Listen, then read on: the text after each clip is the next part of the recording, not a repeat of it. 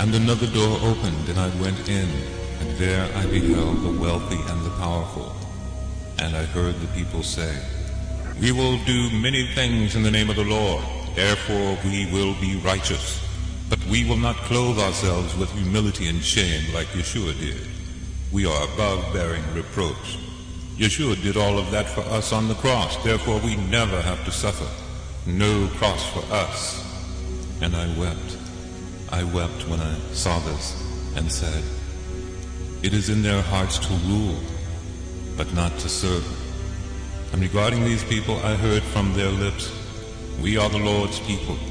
But I saw their hearts saying, "We love the world, and we must always be better than others, and pay attention to me."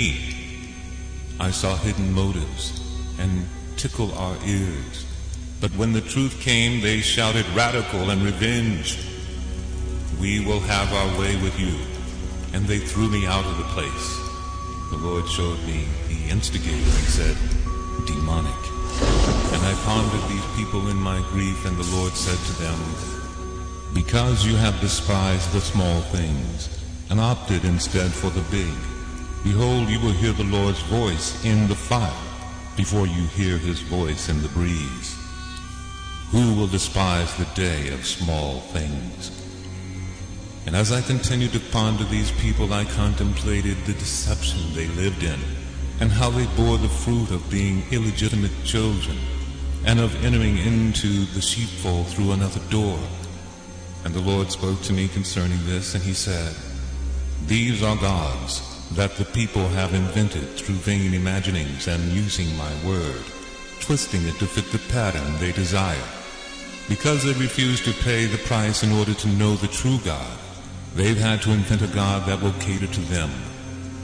The evidence of this is in the fruit they bear. Those who invent such gods will eventually be given over to them. Do not be surprised how passionately they will defend these gods they've created through their own vain imaginings." Then the first door opened again, and I went in, and there I encountered Jezebel. And she persecuted me for many days, and I saw those with itching ears in this place. And they said, "What is the Lord saying? And behold, the newest thing." When the Lord came to them with encouragement, they said, "Yes, yes." But when the hard message came, and the cross was shown, they said, "No." And they turned to ice. And I said to myself, what is it with these people? They show interest, but only when the message is easy. Surely they'll be taken captive by a seducing spirit. And the Lord said, "Void of the cross, void of the fire, and void of the spirit, immature perpetual babes grasping, I want, and the Lord is not truly their shepherd."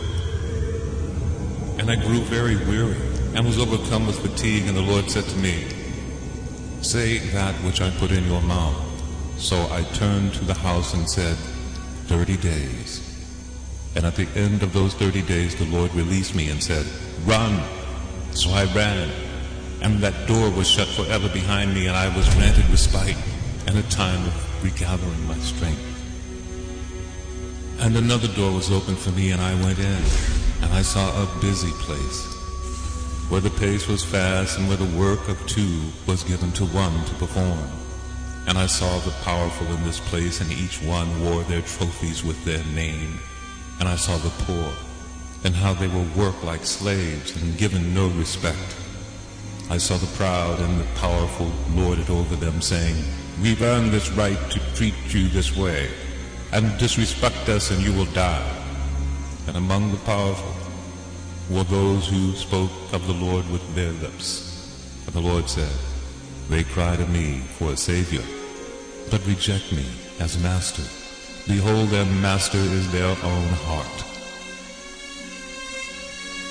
And I saw those who call themselves the Lord's people busy scurrying to and fro in order to placate their heart's desires for more.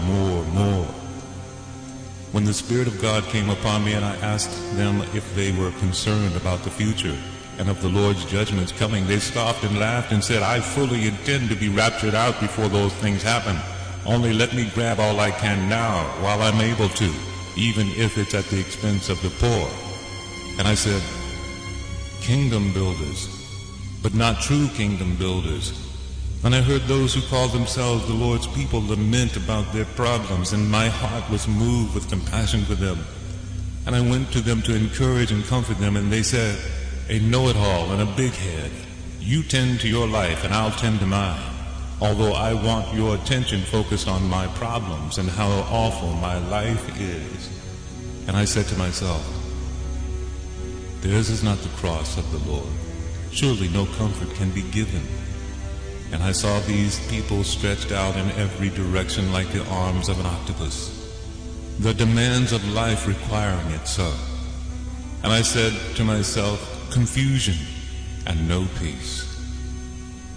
And I saw them throw heavy yokes on people who were already overburdened, saying, we require it so, and no mercy.